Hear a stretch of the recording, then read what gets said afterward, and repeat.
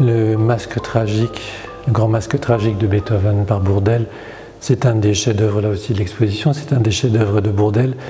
C'est ce masque, là aussi, comme disait Messislas Goldberg, qui était un des grands critiques, un ami de Bourdelle, au-delà, c'est ou le néant ou l'ordonnance. Est-ce que ce visage tragique du penseur, dont on voit toute la matérialité qui est en train de se... Est-ce qu'il est en train de se décomposer ou au contraire, est-ce qu'il est en train de surgir? C'est l'interrogation vertigineuse avec ses yeux exorbités et cette moue qui est vraiment un rictus.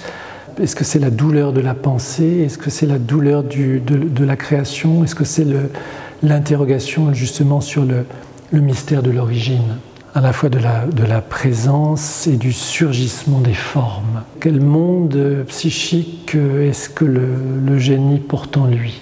C'est une œuvre absolument fascinante.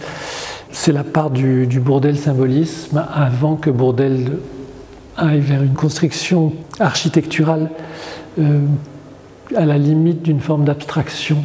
Alors là, on est encore dans la matière première à la fois du psychisme et du génie. C'est une ode à la fois à l'interrogation, encore une fois, sur le mystère des origines.